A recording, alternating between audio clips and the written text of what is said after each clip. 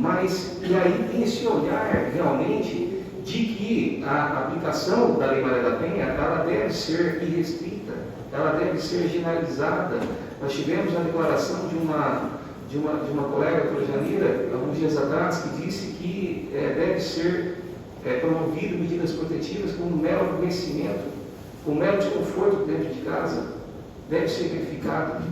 E eu entendo esse posicionamento porque, às vezes, esse mero desconforto pode virar um feminicídio lá na frente. Mas somente quem conduz o processo do início ao fim, e muitas vezes somente os magistrados, conseguem entender, né, que realmente aquilo seria uma escalada ou não seria. O que aconteceria? Então, na verdade, voltando, acho que quando a gente trata, desde que mundo é mundo, os extremos são os vulneráveis da nossa sociedade. Eu tenho 5 irmãs mulheres, tenho uma filha, tenho uma mãe. Eu já atendi no meu escritório metade das pessoas que estão aqui, sem dúvida nenhuma, no atendimento de mulheres vítimas de violência. Eu atendo diariamente também mulheres vítimas de violência aqui no escritório. Eu, inclusive, tenho um procedimento que tramitou no Conselho Federal da OAB, que eu tive problemas por causa disso, porque eu discordo veementemente dos colegas, com todo respeito, que se apresentam como advogado de homem ou advogado de mulher. Estão fazendo um desserviço, no meu ponto de vista. Eu entendo, é o respeito, é uma liberalidade de trabalho, mas do meu ponto de vista é um desserviço. Por quê? A gente estaria contribuindo para o caos. A gente não pode permitir que realmente a briga de gênero tome conta do nosso país, mais do que a criminalidade de modo geral, mais do que a corrupção de modo geral. A gente vê hoje 3 debates intensos na nossa sociedade, a gente liga a TV, a gente está falando de briga de gênero, ou está falando de corrupção, ou está falando de criminalidade de modo geral.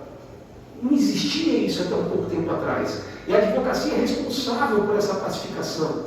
Nós, operadores do direito, da advocacia, das delegacias de polícia, a magistratura, nós temos a obrigação de zelar pela pacificação social e não promover cada vez mais essa construção de pontes.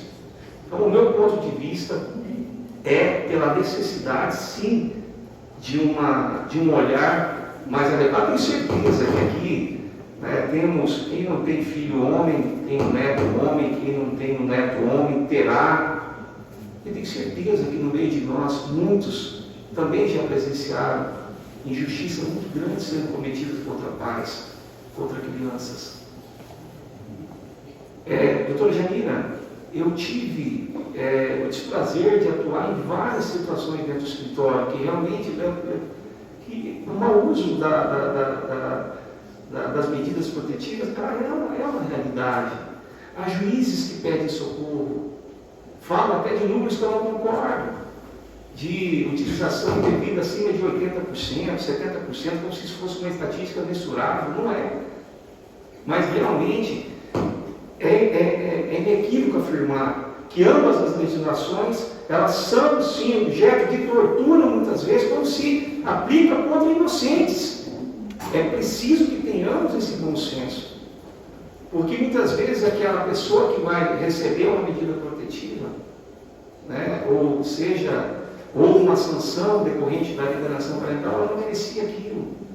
E os transtornos, os desdobramentos daquilo na vida da família, das pessoas, é muito grande.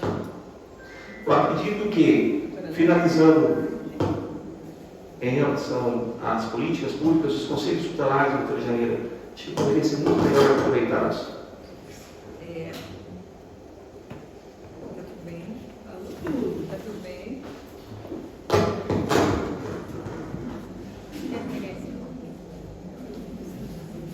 Sou eu que não sei usar, gente. Oi? Então, o senhor quer dizer, doutora Alex, que a alienação parental, ela pode ser feita também por homens? Ela pode ser feita pelo pai, pela babá, pela professora da escola? Nesse sentido, então, assim, você acha que o doutor acha que enxerga essa legislação realmente para a criança? Mas o que a gente tem visto temas de mães que estão perdendo a guarda dos filhos e muitas das vezes os pais estão sendo processados ou já foram julgados por pedofilia. Nós vimos agora um caso do pai que estava na delegacia, preso, ele saiu por uma dessas benesses da lei, foi visitar a criança tinha 2 aninhos e ela morreu. Então, assim, explica direitinho para nós, assim, como é que funciona isso, como que ela funciona, como que é essa alienação parental, e é estranho, porque assim, soa diferente, soa estranho para quem está aqui, só para as pessoas entenderem. É importante a colocação sua, doutora Tatiana. Os números indicam, né, que realmente nós temos como o agente alienador todos os atores dentro de uma família. Então, eu também advogo para mulheres vítimas de alienação parental, para avós vítimas de alienação parental. E os números são cada vez mais crescentes. Muitas mulheres vêm sendo beneficiadas pela lei de alienação parental. Isso eu tenho, estão utilizando a alienação parental para ter acesso e restabelecer o vínculo e não perder o amor. Tem um caso de uma mulher que ela queria vir aqui, inclusive, até os 16 anos, convivendo maravilhosamente bem com seu filho. E hoje o filho mostra dedo para a mãe, não quer mais vê-la, porque o dinheiro do pai corrompeu a atividade, corrompeu o filho. Num planejamento de alienação parental contra essa mãe. Tem uma outra pessoa também que hoje me mandou uma mensagem depois dizendo: hoje eu consegui ir ao evento da minha filha, ela me convidou. Eu não vou na palestra, porque eu não quero perder essa oportunidade. Uma mãe. Eu tenho absoluta convicção de que há um desentendimento em relação a isso. De fato, por que as mães são os agentes que mais alienam? 80% das ações de alienação parental, de fato, tem as mães como o agente alienador. Por quê? Porque realmente o encargo fica mais com a mãe. É a mãe que fica com a custódia física da criança, que tem a moradia, que enfim, muitas vezes tem a guarda lateral, que tem uma série de fatores. Então, não é um instrumento somente para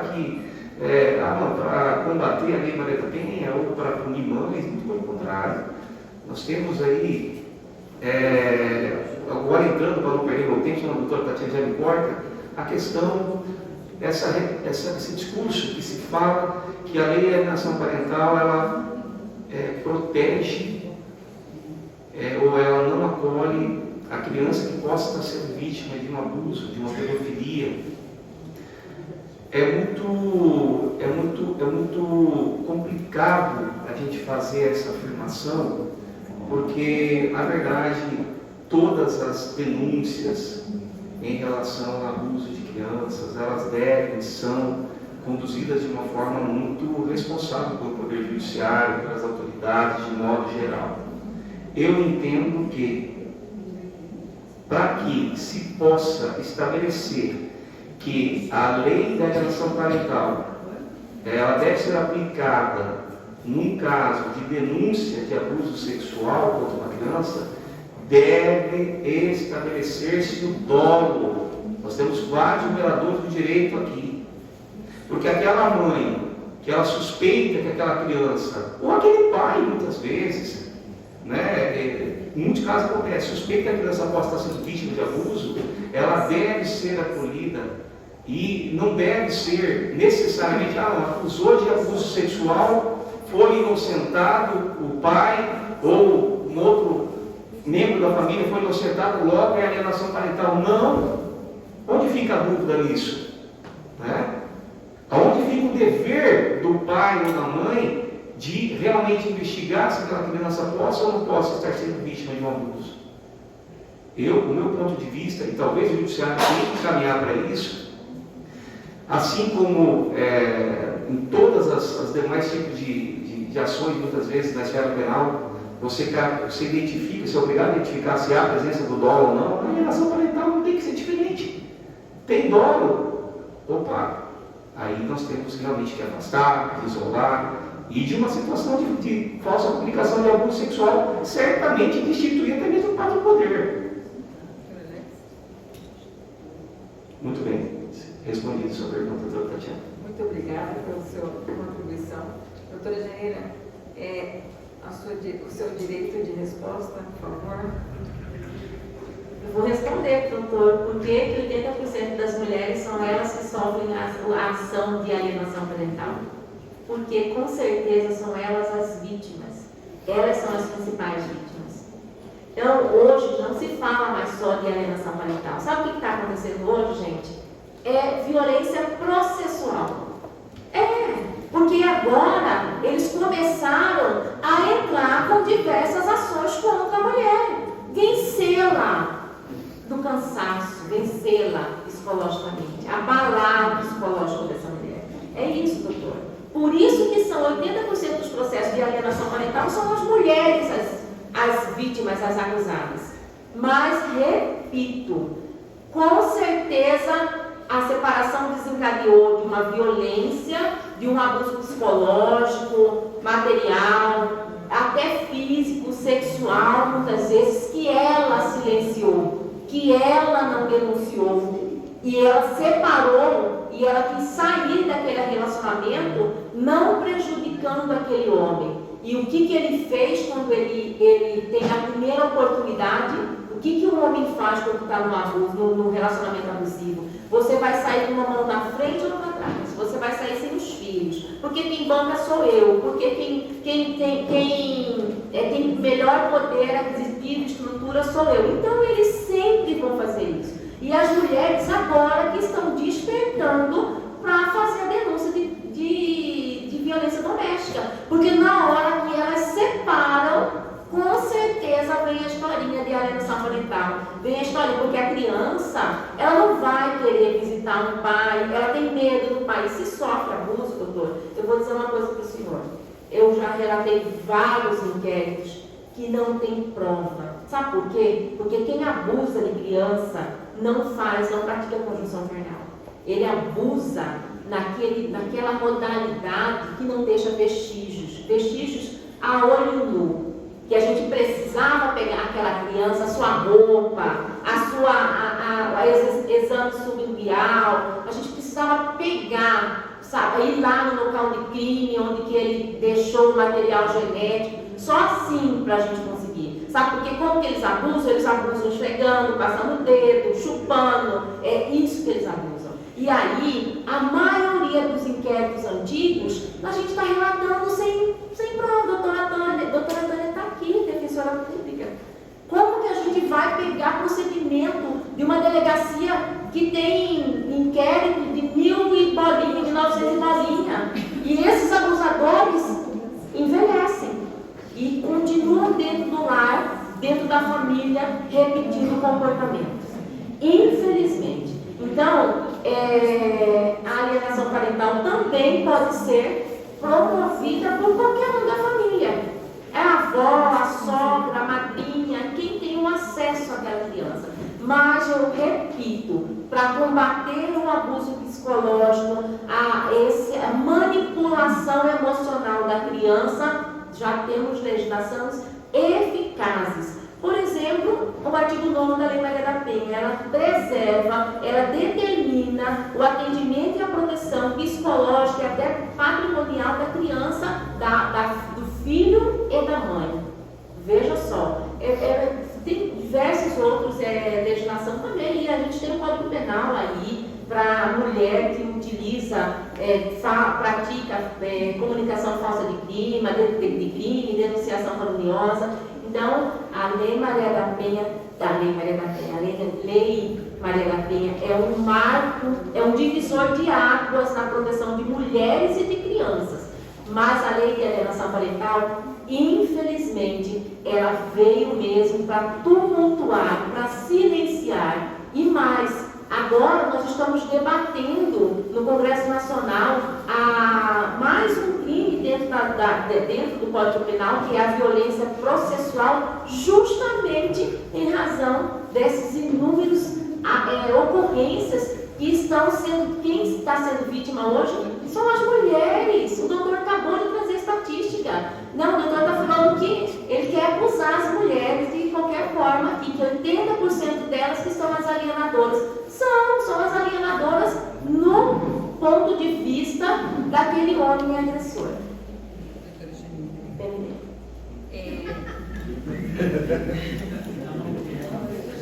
Estou gostando. Doutora Alex,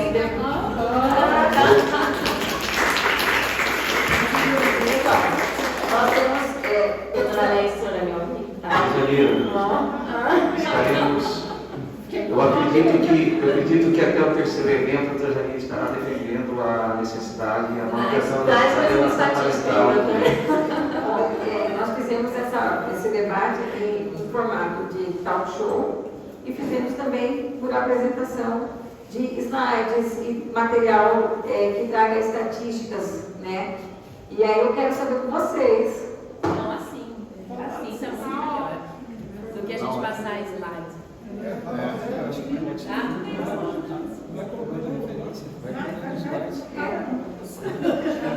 Aí eu acho que assim tá mais. Você não acha? Então vamos. A gente não acabou?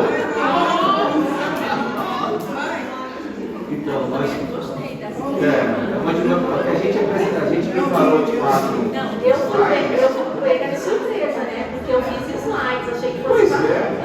Vocês estão vendo, né? Porque, quero deixar claro que a gente também foi surpreendido, né? Tem as perguntas, né? Ó, gente, vocês estão vendo. Então, assim, a gente fez surpresa até para os palestrantes. Nós programamos uma coisa, estamos fazendo outra, realmente pensando em vocês. Para isso, eu preciso que vocês mandem as perguntas para vocês do QR Code, por favor. Direcionem o celular, né, e peguem, mandem as suas perguntas, sugestões, questionamentos. Porque assim, o nosso tempo está curto. Não vai dar para fazer o outro formato. Mas já que vocês estão, está tudo bem, está tudo bom. A voz do povo é a voz de Deus. Comadre Sebastiana, que honra tê-la aqui. Fala um tiquinho, um cadinho para nós aí. Vem para cá um pouquinho. Vamos quebrar o protocolo aqui. Olha quem está aqui, gente. Uma palma para ela. Que honra. Boa noite. Comadre do Brasil. Perdão. Muito obrigada, doutora Alex. Vem cá, querida. Por gentileza. Vamos assistir.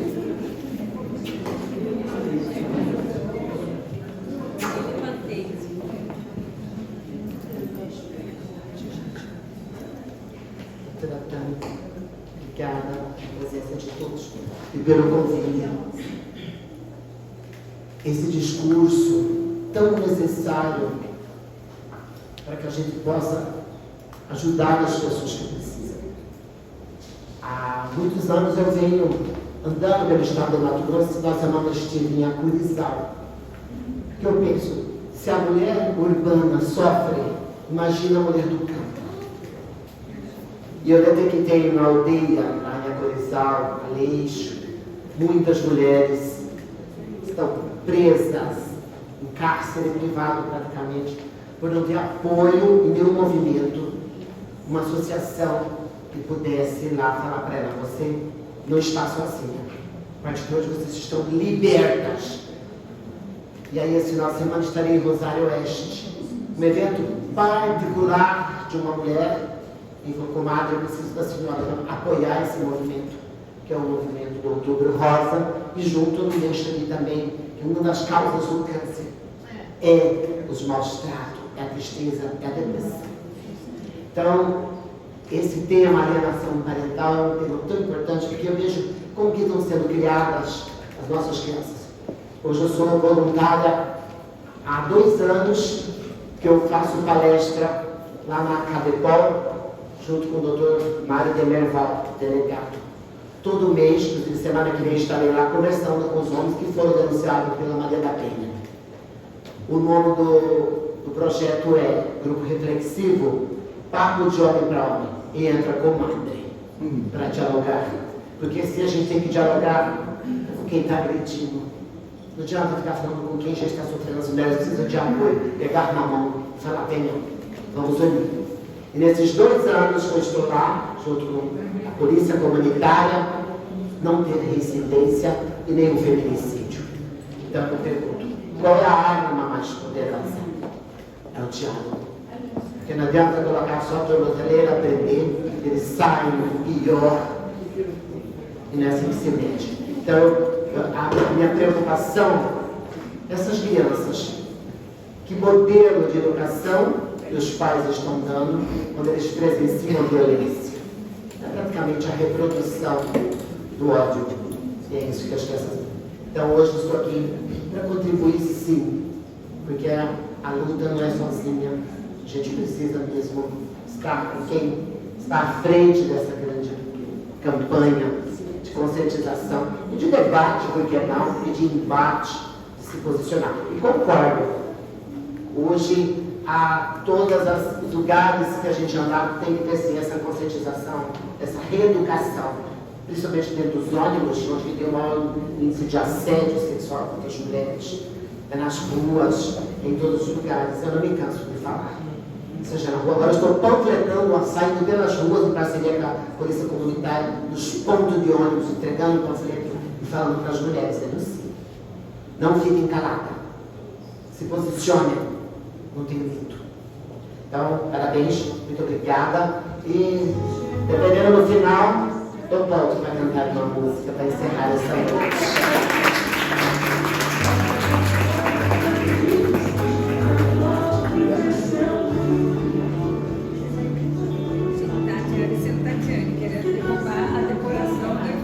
Quebrei o protocolo, desculpa o meu cerimonial maravilhoso, Morgana e Thelma, né? Desculpe aí, é Tatiane, seu Tatiane, né, pai? Vamos dar muito obrigado. Ixi, agora minha voz é alta, então, hein?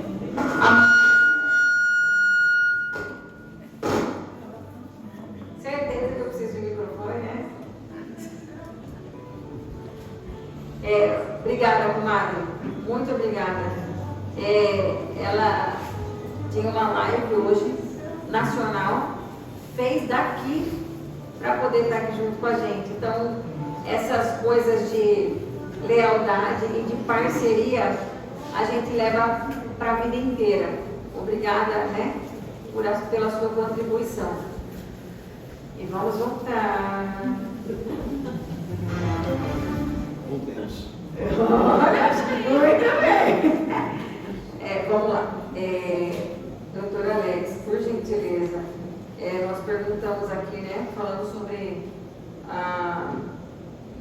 quem pode praticar essa alienação parental, de como é feito isso, né, de como é feito isso. Assim, o senhor atende esses casos no seu escritório? Qual é a sua orientação? Como o senhor faz? O senhor já falou que o senhor não faz distinção de homem ou mulher, de gênero, né? O senhor sempre dá o olhar voltado para a criança. Como é que o senhor consegue fazer isso? Oi, Tati. A gente muitas vezes percebe que quem realmente está se vitimizando numa situação, eu faço, já vou para 10 anos fazendo psicanálise profissionais da área, justamente para que a gente possa compreender aquilo que não é dito, né? Aquilo que não quer ser dito, que não quer ser demonstrado. E muitas vezes a gente percebe realmente que há algumas pessoas que procuram os escritórios alegando estar sendo vítima, seja de violência doméstica, seja de alienação parental, mas na verdade o interesse é outro. O interesse é outro, totalmente diferente daquilo. Aí cabe realmente a ética de cada colega, de cada advogado, de cada defensor, né, de cada um que tem a oportunidade naquele caso que está ali na frente, mas respondendo, a minha conduta é pela orientação. E não raras vezes a gente declina de casos, e muitas vezes acontece o que eu chamo de alienação cruzada.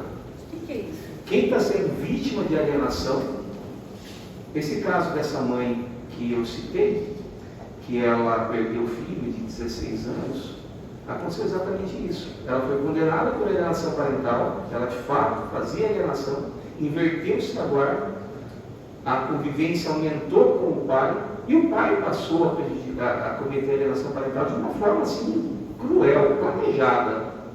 Ali realmente, e pegou justamente na idade da criança, né, adolescência, aí foi realmente cruel.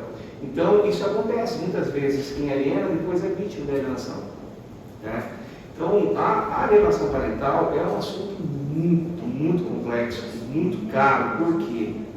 Vamos entrar aqui, gente, num aspecto humano.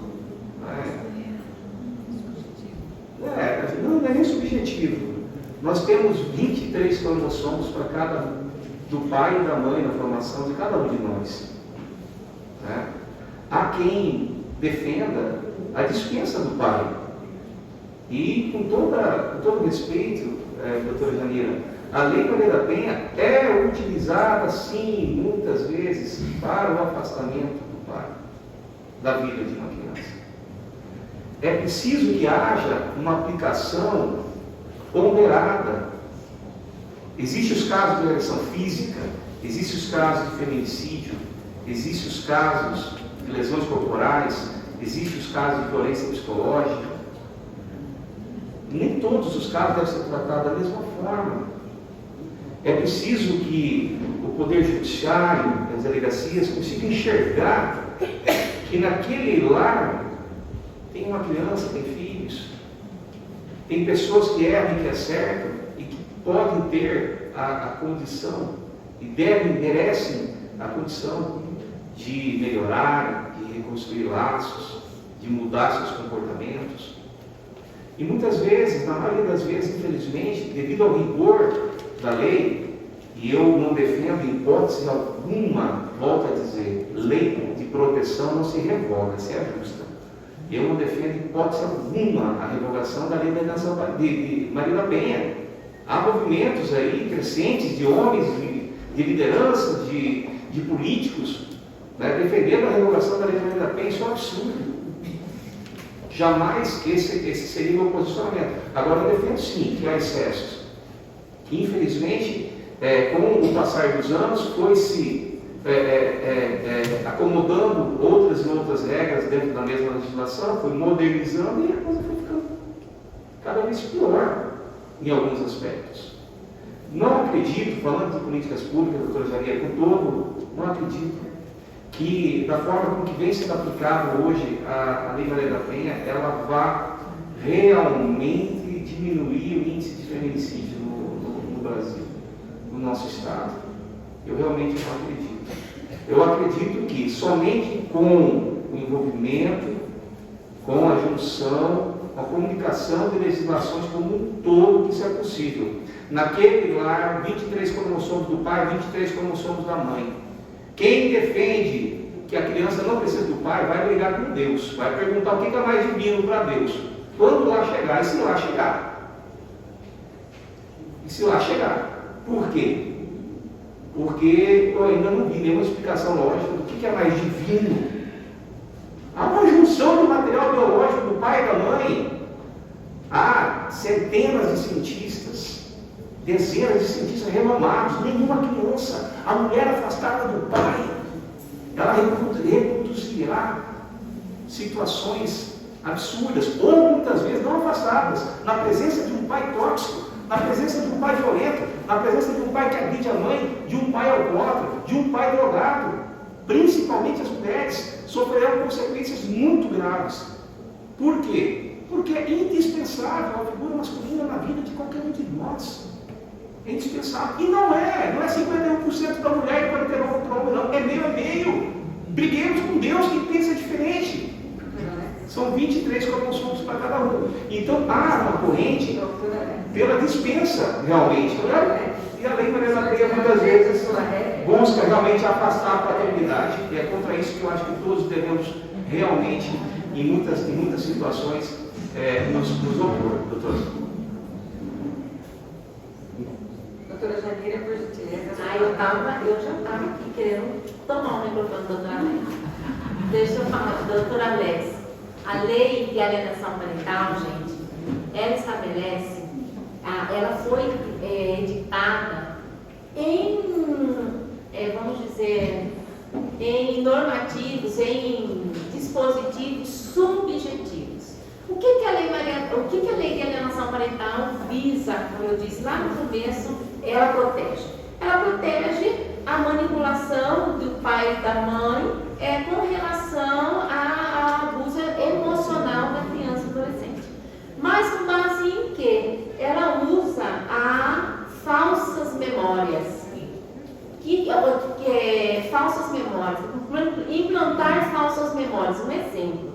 O que é falsa memória para você? Para ele pode ser o pai batendo na mãe. Para o senhor pode ser a ausência do pai que só fica no bar, no boteco. O que pode ser falsas memórias para a criança? Não ter um doce, não participar de uma festa, não usar um sapato, não usar a roupa que ela quer. Mas, gente, então isso é muito subjetivo. A lei de alienação parental não se sustenta. Porque, como eu disse, acerca para enfrentar essas falsas memórias, vamos dizer assim, existe também na Lei Maria da Penha, que é a proteção emocional e psicológica da criança. Então, eu repito, enquanto a gente estiver atendendo, fazendo políticas, fazendo acolhimento em delegacia, sem protocolos, nós vamos continuar perdidos. Nós continuaremos perdidos, porque a gente não direciona como o conselheiro tutelar deve agir, a gente não direciona como que a psicóloga e assistente social lá na escola, se existir, né? Porque tem escola que tem escola que não tem, a maioria não tem, como que ela deve agir, como que nós vamos tirar essa subjetividade que está trazida ali. Eu digo, a Lei Maria da Penha tira a subjetividade da fala da vítima, quando se aplica o formulário de avaliação de risco. Agora me fala, onde está escrito aqui, onde tem uma política pública, vou falar do Estado, que exige, que obriga a aplicação do formulário de avaliação de risco? Onde está? Então, a Lei Maria da Penha, ela é completa, ela é capaz de enfrentar, mas se tiver a sua aplicabilidade num todo, a gente está muito aquém de alcançarmos o enfrentamento desejado. Nós que estamos aqui na ponta, nós sabemos que as unidades do interior não tem sequer atendente policial, é uma estagiária, é um funcionário lá da prefeitura que está fazendo um acolhimento dessas mulheres. Quiçá se essa aplicação, se o formulário da avaliação de risco está sendo aplicado. Como eu disse também, nós não temos psicólogos nas unidades para fazer o acolhimento de criança e adolescente, a gente não sabe lá na escola. Sabe quando tem o relato voluntário que está na lei lá da proteção e garantia da criança e adolescente? Como que a gente tira a fala da criança lá na escola e coloca no papel de forma objetiva? Onde que tem uma política pública no Estado que orienta esse profissional da educação a fazer isso? Não tem. E aí a gente se perde. A gente começa, a criança chega lá na escola, relata, chega chorosa, ansiosa, com crise de ansiedade, relata a agressão vivenciada na casa à noite. E o que a mãe, a tia e a professora faz? A diretora faz? Chama a mãe e fala, é isso aqui, ela não faz isso. Procura não brigar na frente dos filhos. Não tem. Então a criança está adoecendo. Eu vou ter que parar de falar. Doutora Tati, está tomando meu microfone. E só um tempinho também agora, que dá um recado. Um gol cinza. Por gentileza, um gol cinza, placa RRN 17. Precisa tirar de lá porque alguém precisa sair. Só para a pessoa sair. Gol cinza. Vai rápido e volta, porque vai ter a surpresa, o sorteio. E vai ter no finalzinho uma surpresa, para a gente encontrar com a nossa criança interior, né, doutora Juliana? Tem vídeo? Oi? Tem vídeo? Não vai fazer o vídeo, porque eles gostaram do formato do talk show. Quais são os brindes que você vai sortear? Onde são os brindes que você vai sortear? Falar deles. Eu vou ganhar aquela cadeira lá, ó. Que é da ponta. 67, meu nome, né? 67. Todos pegaram o número, né? Ok.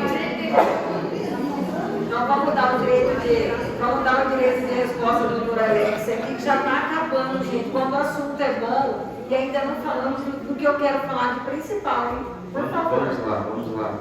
Subjetividade. Né? Subjetividade foi o argumento utilizado pela doutora Janira para o combate à lei da alienação parental. Eu quero tentar demover a doutora Janira dessa ideia, porque inclusive, eu conceituo os atos de alienação parental entre subjetivos, objetivos e perversos. É uma forma com que eu procuro realmente identificá-los. Os atos subjetivos de alienação parental são aqueles que muitas vezes nós dentro de casa, a mãe pede para o filho fazer isso, o pai desaconselha, o pai desautoriza. São aqueles atos de alienação parental não intencionais, ou muitas vezes até mesmo intencionais, mas que há uma subjetividade, uma dificuldade de provar e tudo mais. Esses são os casos de advertência. Esses são os casos que mãe nenhuma vai perder suspensão de visita, vai perder guarda, pai nenhum vai perder guarda por causa desses atos. Juiz nenhum vai ter uma aplicação dessa forma. O que a lei de alienação parental protege, deve continuar protegendo com muita força. E aí a gente defende que a lei de alienação parental, ao invés de ser revogada, ela deveria ser ampliada. E se revogar a alienação parental, com certeza teremos leis na defesa das crianças muito mais rigorosas. Eu acho que é um grande tiro no pé a revogação da lei de alienação parental. Porque hoje, de novo, volto a dizer, ela defende até mesmo, limita até mesmo as sanções aplicadas a quem comete a alienação parental. Viram outras leis muito mais severas, porque os atos da alienação parental não deixaram de acontecer. Quais são os atos objetivos? Aqueles que você consegue comprovar, doutor Janira, tem elementos.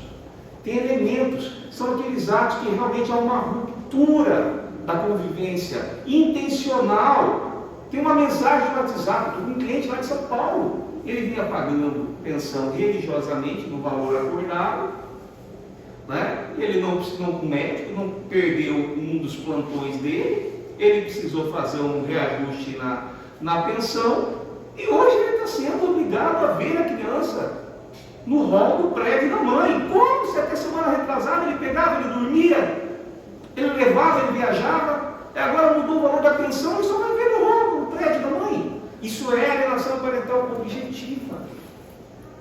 Esse ato de alienação parental deve ser punido. Amanhã serão nossos filhos, serão nossos netos sofrendo esse tipo de situação. E quais são os atos que eu classifico como perverso? Aí entra, doutora Janira, a perversidade, né? Isso profissionais da psicologia podem falar, né? Não é um conceito clínico, pelo amor de Deus, né? Jamais ousaria a argumentar nesse sentido. Mas a perversidade é quando há o dolo, quando realmente há uma falsa comunicação de crime, uma falsa comunicação de abuso sexual. Normalmente, olha que contrassenso.